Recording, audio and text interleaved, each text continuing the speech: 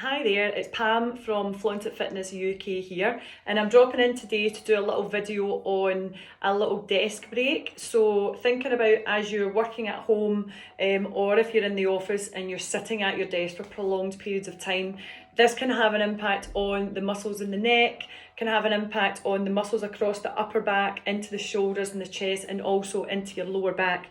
One of the areas we tend to feel it, but one of the areas we also will feel the effects is hip flexors, because these are constantly contracted when you're seated, and it can also tighten up the quadriceps, so the fronts of the thighs as well. So thinking about as you're trying to do a little desk break maybe every 30 minutes and choosing some of these exercises to do. So coming towards the end, the edge of your chair first, and sitting up nice and tall. Trying to get those sit bones in contact with your chair rather than having your tailbone sort of slumped under.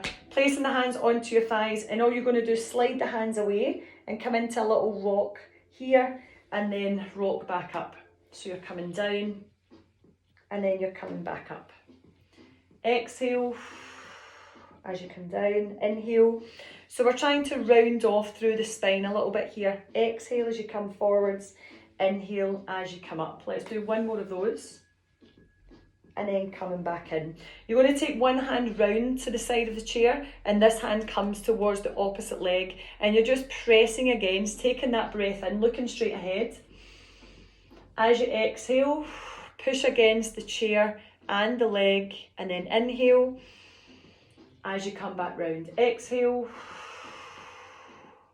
and then inhale. You're not going too much on this one. Exhale as you come round, because you're not thoroughly warmed up. We're just wanting to get a little bit of movement into the spine. Exhale as you come forwards, and then inhale as you come round. Let's swap over to the other side. So hand towards the outside of the leg, other hand towards the outside of the chair, looking straight ahead. Take a breath in.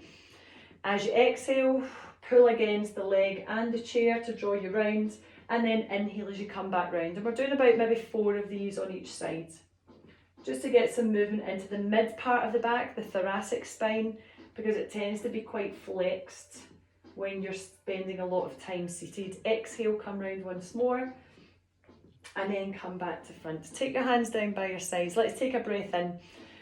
Arms are going to come all the way up and push the rib cage forwards, and then as you exhale, come back down. So again, we're trying to extend through the spine. Inhale, let the shoulders and the head drop back just slightly, and then exhale as you come back to the front again. There. And then coming back. Let's go for one more. Here. And then coming back. Let's drop chin down towards your chest. You're still on those sit bones, you're still sitting up tall.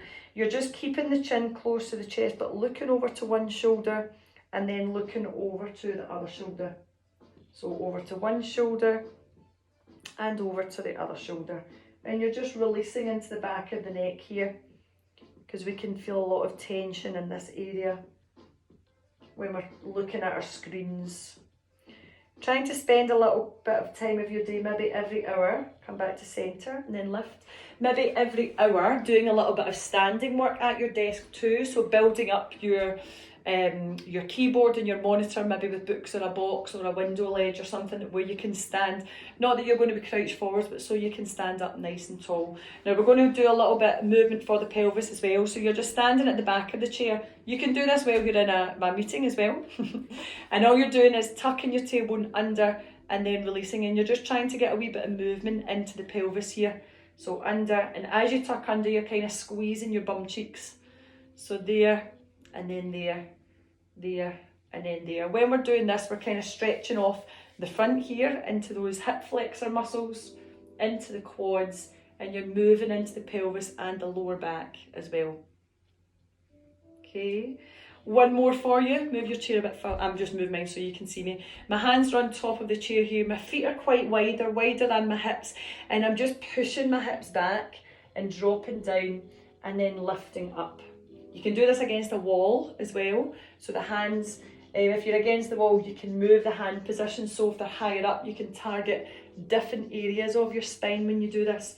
And you can either just move through it, so pushing back and then coming up, or you can hold in the position for as long as you feel you need the release for.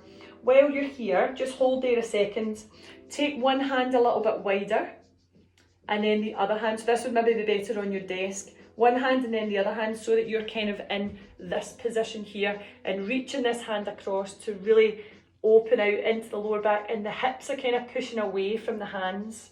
So you could be using your chair here where you're off centre to your chair, but you're trying to keep your hips facing your chair in the same direction, and then you would take a couple of steps over, holding there, take one hand out and then reach that arm across as well, just so that you're releasing here down the side of the spine.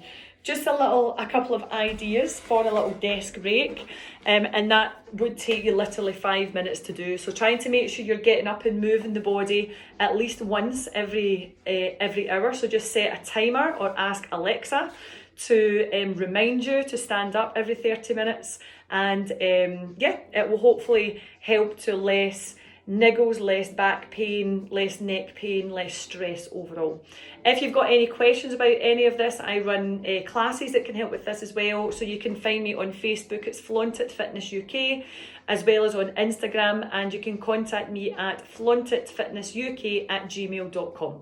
Thanks for watching, and I'll speak to you soon. Bye.